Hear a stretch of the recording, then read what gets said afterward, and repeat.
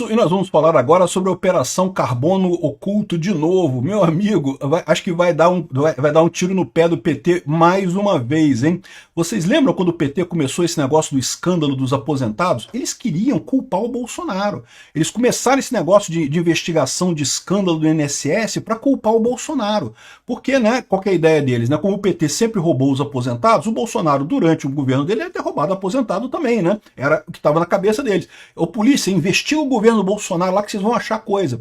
Só que qual que foi o problema? Quando começaram a pesquisar, perceberam que, na verdade, eram os mesmos sindicatos ligados ao PT que roubavam também na época do Bolsonaro. Ou seja, ao contrário, o Bolsonaro fez várias medidas para diminuir o roubo do INSS e coisa e tal. Ou seja, uma medida que o governo Lula inventou para bater no Bolsonaro acabou sendo contra o PT e acabou gerando a CPMI do INSS que está correndo agora. E arrisca essa operação aqui do PCC ser a mesma coisa, tá? Porque, olha só, a esquerda está toda preparada, né? Não, porque o mais novo escândalo na praça, aliança da direita com o PCC, é a direita que é ligada ao PCC. Vocês ficam falando aqui, olha só o pessoal aqui, ó. No fim das contas o PCC nunca esteve com o PT, estava com os bolsonaristas e com a direita, com a Faria Lima e não sei o que lá, tá vendo? Não é a esquerda, é a Faria Lima. Isso é o discurso que eles queriam colocar nessa operação contra o PCC ali na Faria Lima, né? Porque lembra, a operação contra o PCC do governo de São Paulo não teve nada a ver com a Faria Lima, não. Foi o governo federal que entrou nessa parada porque queria taxar as fintechs, queria colocar mais coisas e queria jogar a culpa na direita, queria ligar fintechs com o governo, com partido de direita, né? Só que tá arriscado essa coisa dar um tiro no pé da esquerda. Por quê? Porque a gente sabe que o PCC tem ligações com a esquerda. Firma-alvo do Carbono Oculto esteve com Galípolo e ministro do Lula. O João Carlos Falpo Mansur, que é da REAG Investimentos, no dia 11 de agosto, poucos dias atrás, uma empresa investigada pela Operação Carbono Oculto, esteve no Banco Central conversando com Galípolo e com outras pessoas aqui, ó. O encontro realizado no fim da tarde está registrado na agenda oficial do Galípolo. Então aqui, ó, encontrou pessoas físicas, o Núcleo de Fundamento de Investimento, João Carlos Falbo Mansur, associado à REAG, o outro cara aqui associado ao Altinvest, não sei o que lá, um monte de outro. Aqui, acho que essa Trusti também tá nessa parada, eu não tenho certeza não, hein? Tem uns nomes aí que estão nessa parada aí também. Ou seja, cara, vamos ver como é que vai ser essa investigação, porque tá arriscado o governo Lula dar um tiro no pé de novo com isso daí. O pessoal fez, o planejamento foi perfeito. Tem que reconhecer que o Zé Dirceu realmente, quando chegou no governo Lula, deu uma nova cara, né, a forma como o governo Lula tenta fazer as coisas. Então, por exemplo, conseguiram emplacar o imposto do PIX agora não tem nem como discutir, porque como é que você vai falar que não pode, né? Eles colocaram a coisa, equipararam as fintechs aos bancos tradicionais, e aí, ou seja, você que vende coco na praia aí vai ter que pagar mais imposto agora por conta disso. Por quê? Não é imposto do PIX, não é o PIX que paga imposto. É que quando o PIX entra para sua conta, é uma renda que você recebeu. Se você recebeu uma renda e não declarou no imposto de renda, o pessoal pode te incomodar, pode cobrar esse dinheiro de você. Então, essa é a situação no final das contas, né? É um imposto em cima de PIX. Em última análise, aquela medida do Lula era para espionar os PIX das pessoas. Ah, sim, e não é para questão de pegar PCC, pegar organização criminosa, porque isso eles não precisam. A movimentação de organização criminosa é muito maior. Eles conseguem pegar tanto que conseguiram, né? Fizeram a investigação, botaram um monte de fintech nessa parada aí, né? Só que no final das contas, é o que eu falo para vocês, o PCC tem sim ligação com o PT. Todo mundo sabe disso. Historicamente, em toda a América Latina, sempre teve essa ligação entre organizações criminosas e a esquerda, né? Começou lá na época de 64, das guerrilhas e coisa e tal, que o pessoal começou a ser preso, né? Os comunistas brasileiros presos e muitas vezes presos na mesma cadeia que o pessoal traficante, e aí começou a ter aquele diálogo cabuloso que o pessoal tem da esquerda com essas organizações criminosas até hoje, né? E essa é a origem da coisa. E foi assim na América Latina toda, tá? Você viu aquele filme Narcos, né, lá da história do Pablo Escobar lá na Colômbia, né? Foi a mesma coisa. Ele também começou a ter contato com o pessoal guerrilheiro das facções lá, e aí é uma coisa mutuamente beneficiada, porque o tráfico de drogas no Brasil começou de forma muito amadora, né? O pessoal vendia coisa e tal, traficava, mas não tinha arma, não tinha muita coisa pesada, né? E o pessoal da esquerda, por outro lado, tinha toda o know-how militar, porque muita gente foi treinada em Cuba, muita gente foi treinada na União Soviética na época, né? E aí eles fizeram essa troca. O pessoal da esquerda ensinou os traficantes a usarem armas, a fazerem emboscadas, a fazerem manobras militares e coisa e tal. E os traficantes tinham dinheiro. Eram as duas vantagens, dinheiro e armas, né? E daí essa coisa se uniu. O Comando Vermelho tem o nome Comando Vermelho porque é o vermelho de comunista mesmo, né? E foi a primeira grande organização desse tipo no Brasil. Então, essa ligação existe, cara. O PCC tem ligação com a esquerda, você pode ter certeza. Aí o pessoal tentou fazer essa parada toda de jogar isso. Não, vamos jogar que o PCC tem ligação com a direita. Porque fizemos uma operação muito estranha. Eu fiz um outro vídeo sobre isso mais cedo, mostrando que, olha só, até uma grande operação. Tinha muitos policiais envolvidos, ninguém questiona isso, um monte de policial. Mas foram só 6 pessoas presas. A quantidade de dinheiro pego ali foi, porra, uma merrequinha de dinheiro. Assim, é muito estranha essa operação. Eles quiseram fazer uma operação, uma mega, ultra, super operação, que na verdade é só marketing. Foi uma operação, não estou dizendo que não teve operação, não estou dizendo que não teve o problema. Teve o problema. Eles fizeram lá a coisa, mas não foi esse negócio tão grande quanto esse pessoal está pintando. Eles estão pintando grande assim justamente porque querem o efeito marketing, né? O marketing político. Querem tentar jogar o PCC na direita. Não vai colar. É o que eu falo para vocês. O Zé Dirceu deu um aumento na inteligência do PT, sem dúvida alguma, mas ainda está muito longe de conseguir alguma coisa. É difícil você brigar com a realidade fática. O grande problema da esquerda no mundo todo é esse. É porque, no final das contas, você pode inventar a narrativa que você quiser, mas a realidade fática se sobrepõe. A informação descentralizada e distribuída traz os pontos de vista todos juntos. Então você não consegue sustentar uma narrativa muito abrangente por muito tempo. Vai ficar claro que já começaram a achar que o pessoal lá com o ministro Lula tá arriscado a polícia começar a encontrar a ligação do pessoal dos partidos de esquerda. O Lauro Jardim falou que tem políticos do centrão e políticos da direita envolvidos nessa história, não sei o que lá. Certamente nós vamos ver, certamente já estão planejando armar esse esquema de ligar com algum político da direita e coisa e tal, para ameaçar o pessoal do centrão, para ameaçar pessoas da direita e do centro, para obrigar elas a ficar, o centro a ficar no governo Lula e isolar a direita do outro lado e coisa e tal.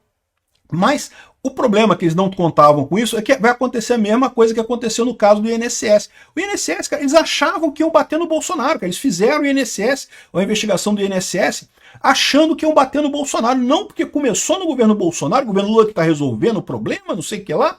Só que na prática, quando foram estudar lá, quando você vê os dados lá, não tem jeito. E aqui vai acontecer a mesma coisa. Eles estão crentes que vão empurrar a narrativa de que não, que é a direita que está com o PCC, a aliança da direita com o PCC, a fintech, direita com o PCC. Vão acabar se ferrando, meu amigo. Escuta o que eu estou te dizendo, mais um tiro no pé desse pessoal. Ainda tem ligações também com o Banco Master. E o Banco Master tem uma característica curiosa, tá? É verdade, tem alguns líderes de partidos da direita que têm ligação com o Banco Master, mas sabe quem mais tem ligação com o Banco Master? Alexandre de Moraes, Gilmar Mendes, uma turma da esquerda também. Então eu não sei não, hein? Eu acho que esse negócio do PT realmente vai implicar, pode até implicar algumas pessoas da direita, não estou dizendo que não vai acontecer isso, mas vai ter muito mais gente da esquerda implicada do que da direita. Mais uma vez, tiro no pé. Era só o que me faltava. Já que eu não tô em nenhuma lista de corrupção, não faço rachadinha e nem roubo velhinho do INSS, eles precisam inventar. E como inventam? A conexão entre o vídeo de Nicolas sobre o Pix e a operação contra o PCC. Os caras estão apelando demais, bicho. Pelo amor de Deus, eu sei que o país tá uma porcaria, você precisa direcionar as pessoas pra outra coisa, fazer uma cortina de fumaça, mas isso aqui, cara, quem que deu essa ideia, sabe? Quem que deu essa ideia? Foi a Janja. Não somente isso, né? Tem um petista agora que tá pedindo uma prisão preventiva por eu ter feito um vídeo fazendo o meu trabalho como deputado federal de fiscalizar o governo executivo. Ou seja, eu não posso fazer o meu trabalho mais não, porque senão eu sou preso. Tudo pela democracia, né? Mas vamos lá, porque esse vídeo aqui tá bom demais. Esse cara aqui é o secretário da Receita Federal, Robson Barreirinhas, que é um capacho do Haddad e que basicamente deveria ocupar um cargo técnico, mas foi uma indicação ali do Haddad e ele se comporta, obviamente, como um militante de DCE da Federal. Tenta entender alguma coisa que esse cara fala. O que aconteceu em janeiro todos nós sabemos. A Receita Federal recebeu o maior ataque da história dela de mentiras, de fake news, dizendo mentirosamente que aquela instrução normativa tratava de tributação de meios de pagamento. Essas fake news foram tão fortes que, apesar de todo o esforço da Receita Federal, ajudada, diga-se, pela mídia tradicional aqui do Brasil, nós não conseguimos reverter essas mentiras por conta da força de quem as impulsionava, o que já estava, inclusive, prejudicando o uso dos meios de pagamento instantâneo. Nós tivemos que dar um passo atrás e revogar essa instrução normativa. E as operações de hoje mostram quem ganhou com essas mentiras, com essas fake news: o crime organizado. A primeira pergunta que vai acabar com esse papinho dele aqui. O meu vídeo é de janeiro de 2025. Como que um vídeo de 2025 pode ter ajudado as operações que foram feitas entre 2020 e 2024 pelas facções criminosas? Eu sou o quê? O viajante do tempo agora? As operações de hoje mostram que, independentemente das intenções, as pessoas que espalharam aquelas fake news, aquelas mentiras no início do ano, ajudaram o crime organizado. E nós temos que voltar a discutir essa regulamentação para que haja transparência em relação às fintechs. Tá dizendo o quê? Que as fake news também são responsáveis agora por ajudar o crime organizado? Reduzir as complexidades do Brasil a fake news e redes, isso sim é fake news do governo. Porque que ânsia, né? Dessa galera de controlar a rede social, é inacreditável. Parece que se acabar com a rede social, pronto, o Brasil vira Noruega. E segundo, ele quer dizer de que recuaram com uma medida ótima que combateria o crime organizado por conta de pressão de fake news. Ué, tô entendendo não, ué? Se a coisa era tão boa assim, por que vocês não fizeram? A realidade é que vocês simplesmente não bancaram aquilo que vocês queriam fazer. Até mesmo porque, hora alguma, eu falei que o Pix seria taxado. E o Pix não será taxado. Vocês queriam era monitorar o Pix ali de 5 mil reais do seu Raimundo, da manicure, da pedicure, do pedreiro. E agora, com uma operação que envolve 46 bilhões de reais, com diversas empresas na Faria Lima, de que isso teve alguma coisa a ver com o meu vídeo? Me poupe, né? Quer dizer então que se eu não tivesse feito o vídeo, eles não teriam cometido crime. Que eles só passaram a lavar dinheiro depois do meu vídeo. Vocês não acham que é subestimar demais a inteligência da gente, não? Pô, a gente é petista, burro, não? E regulamentação pra quê? Você já mostrou que o Estado tem capacidade de fiscalização e controle para poder impedir esse tipo de crime. Que não era sobre Pix de 5 mil reais não, tá, amigo?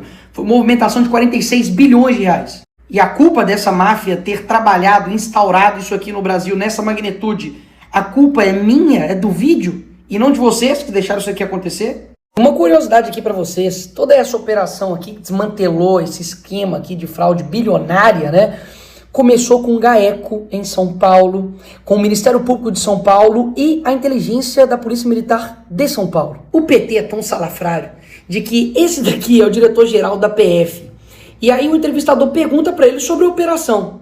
Ele não sabe de nada. Presos de hoje, 6 presos. Quem são os presos de hoje? São processos ainda sob sigilo, Jonas, nós não vamos aqui tratar disso. Ele não sabe de nada, porque obviamente a PF chegou só nos últimos instantes ali junto com a Receita Federal para poder pegar os louros da operação que nem eles estavam por dentro do negócio. Porque a partir do momento que a pessoa foi presa, não existe sigilo não, ô gênio. E só existe numa ditadura, você prender alguém e não falar quem foi, ué. Mas por que ele não sabe de nada? Porque ele não participou do inquérito, da operação, e basicamente estão falando aí como se eles estivessem lutando contra o crime organizado. Não é bem assim, né? Ou seja, a narrativa está montada. Eles vão ressuscitar a pauta e, quiçá, ressuscitar o que eles queriam fazer lá atrás, mas agora com a desculpa, com o pretexto de combate ao crime organizado. Crime organizado tem pelo menos aí 50 milhões de pessoas submetidas às regras das suas facções aqui no Brasil. E isso é culpa de quem agora, hein? Porque eu não fiz vídeo aqui sobre isso em 2002, quando o Lula assumiu o governo aqui nesse país, não. Quando vazou uma conversa do tesoureiro do PCC falando que o PT tinha um diálogo com nós cabuloso, mano. O PT tinha um diálogo com nós cabuloso, mano. Aliás, também não fui eu, né, que visitei a favela do Moinho, que a visita ali foi articulada com uma ONG ligada ao PCC. Foi esse carinha aqui, ó.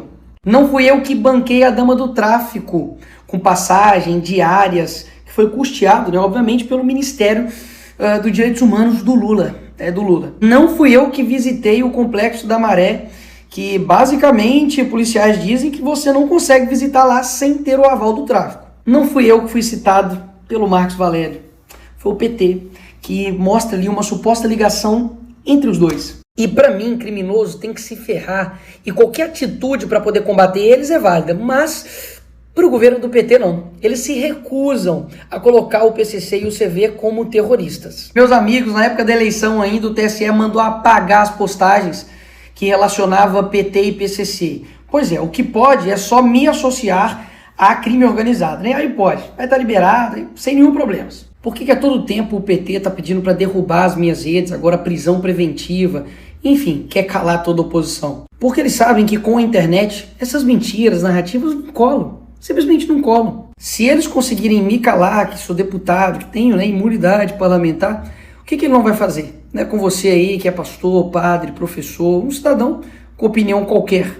E aí, o que vai acontecer com você? Eles miram em mim, mas o alvo é você. E graças a Deus que eu meti essa camisa preta, um chinelo e uma calça jeans para poder mostrar o que eles estavam querendo fazer. Porque tá mais do que claro que eles estão um pouco preocupados comigo, com você, em combater crime organizado, em ajudar o Brasil. O que eles querem é projeto de poder. Isso aí tá mais do que provado. Se você não viu isso até agora, o problema não tá comigo, amigo. O problema tá com você. E enquanto eu estiver aqui, eu vou fazer vídeo sim, com fundo preto, branco, verde, amarelo, roxo, porque eu sei que eles não vão parar. Eles vão continuar até conseguir o que eles querem. Mas a gente não vai facilitar o caminho deles, não. Pois é, realmente essa operação da PF, se foi a mando do Lula, foi um tiro no pé, né?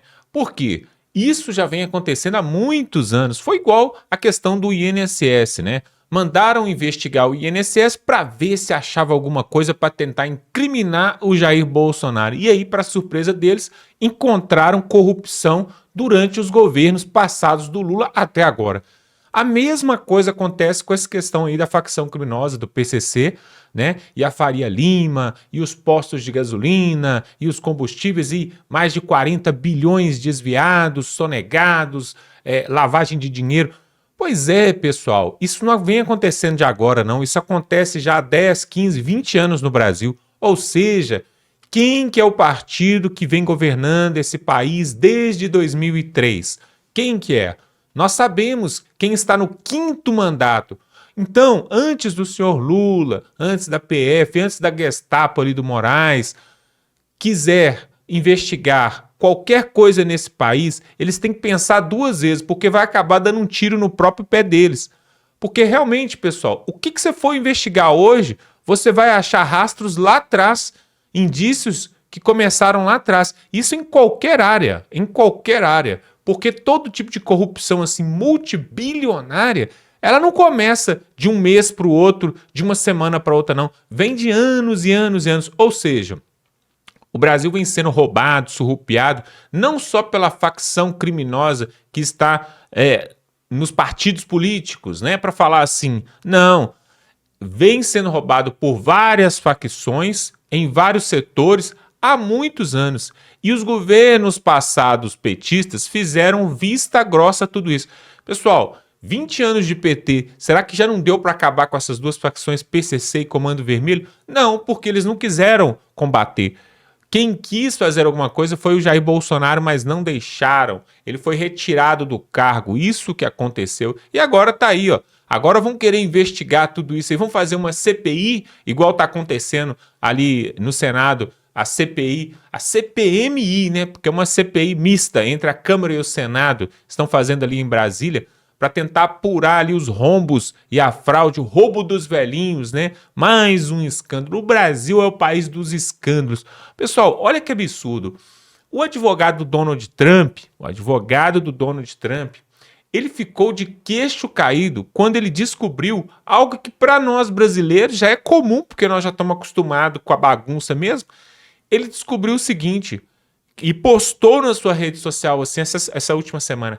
Quer dizer, então, que o presidente do Senado Federal, Davi Alcolumbre, tem processos dele, de familiares, de conhecidos, na Suprema Corte do país e por isso ele não coloca pedidos de impeachment de ministros que já estão na gaveta dele com a maioria de assinatura para ser votado ali no Senado? Quer dizer que é isso mesmo? Não acredito nisso. Ele ficou embasbacado com isso, por quê? Isso não acontece em lugar nenhum, pessoal.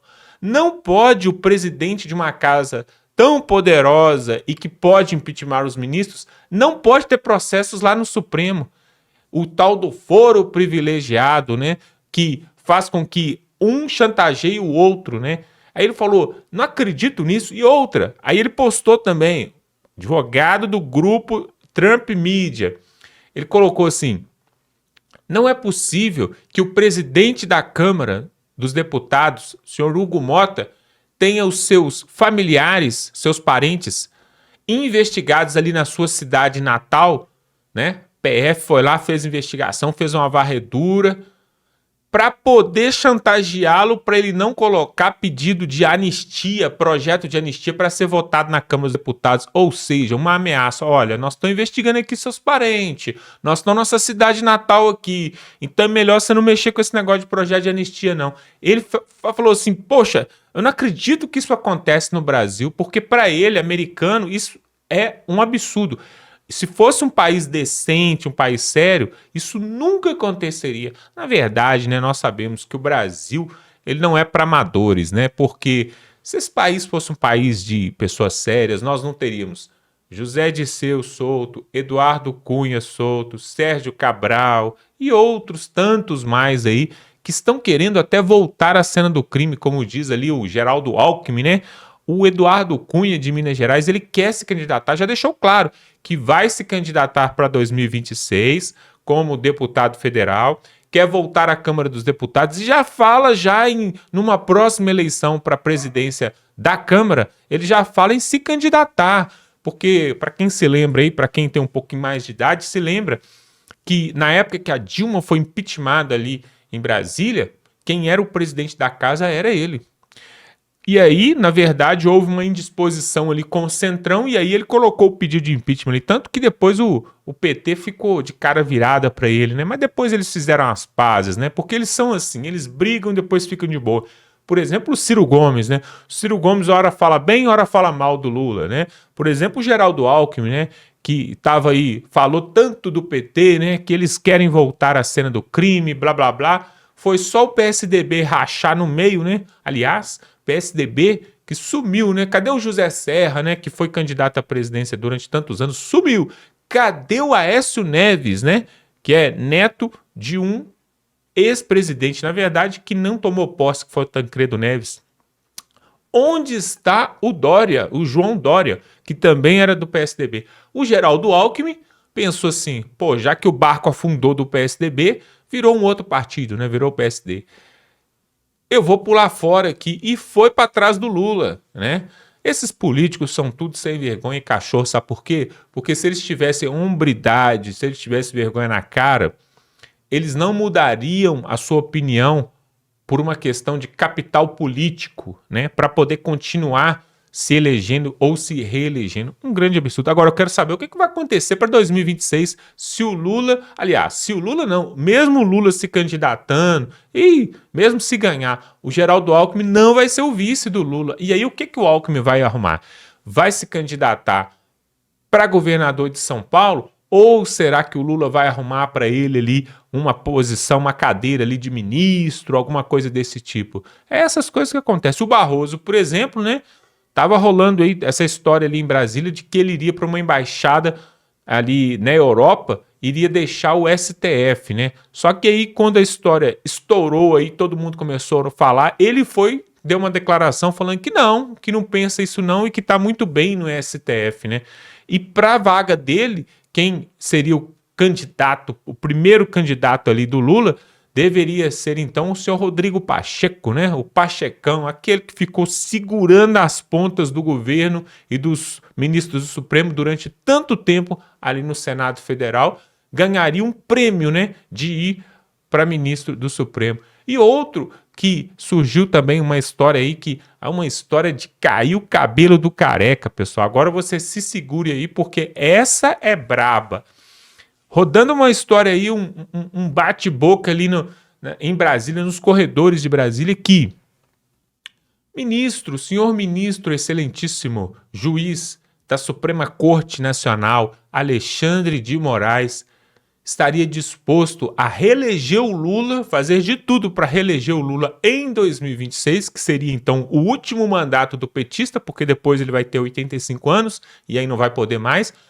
Porém, em troca, contudo e entretanto, ele estaria disposto a colocar a sua candidatura para 2030 para presidente da República do Brasil, da Venezuela do Sul. Venezuela do Sul, assim que a gente tem que chamar o Brasil, a Brazuela.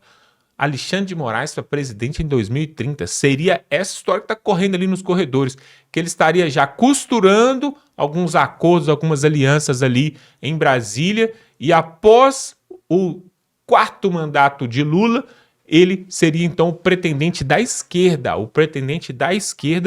para poder estar governando a Brazuela, Brasil-Venezuela. E aí, pessoal, você pode achar assim, mas que história louca, que história maluca é essa que esse cara tá falando? Pois é, eu também pensei que era uma história maluca quando o Lula estava preso, né? Tava lá na penitenciária, lá em Curitiba, penitenciária não, tava na Polícia Federal em Curitiba, ali recebendo a visita da Gleisi Hoffmann, recebendo a visita da Janja, recebendo a visita do Flávio Dino, né? E alguém falou assim, o Lula vai sair da cadeia, eles vão tirar os processos dele e ele vai ser presidente novamente. Eu também achei uma loucura isso, eu achei uma loucura. Até porque o Bolsonaro, logo em seguida, foi presidente do Brasil. Todo mundo achou um absurdo. Hoje, o que acontece? Temos o Lula presidente, temos o Bolsonaro preso em prisão domiciliar com a tornozeleira no pé. Olha que absurdo. Então, se hoje eu chego aqui e falo para você assim, olha, o Moraes pode estar arquitetando um plano para reeleger o Lula em 2026 e como prêmio disso ele estaria costurando alianças em Brasília para 2030 se lançar para presidente do Brasil. E aí você pode falar assim, mas o risco é muito grande dele deixar o Supremo Tribunal Federal ali, né, abrir mão da Suprema Corte para se candidatar e depois vai que dá errado nas eleições e aí ele vai perder o seu cargo vitalício de juiz da Suprema Corte. É um risco muito grande. Pois é, pessoal, risco para mim e para você, né? Agora, para quem já tem as cartas na mão e na mesa, né, do jogo, aí fica fácil. Imagina você entrar num jogo onde você é o juiz, você é o VAR, sabe o VAR ali que fica controlando a câmera, você é o bandeirinha, mas você também é o técnico do time, você é o presidente do time, a bola também é sua, não acabar o jogo, você leva a bola para casa, você é dono de tudo. Tem como você perder esse jogo? Me responde, tem como perder? Não tem. Então, pessoal, o recado tá dado, eu só posso falar até aqui. Pessoal, se você gosta desse tipo de conteúdo, se inscreva aqui, ó, totalmente gratuito, você vai ficar muito bem informado. Se inscreva nesse canal, dá aquele like. Algumas pessoas falam que clica no botãozinho do like, o botão não funciona. Confira aí se está funcionando. Compartilhe esse vídeo, pessoal, no grupo do WhatsApp, no grupo da família. Sabe por quê? Essa questão aí de envolver o Nicolas Ferreira com o PCC é uma desculpa para a regulamentação das redes sociais. Foi o que o Nicolas acabou de falar aí. Então, enquanto nós ainda temos voz, pega o link desse vídeo, pessoal. Só você clicar aqui embaixo aqui em compartilhar, manda para o grupo da família, manda para todo mundo, porque por enquanto nós ainda temos voz, tá bom? Vamos ficando por aqui e até a próxima.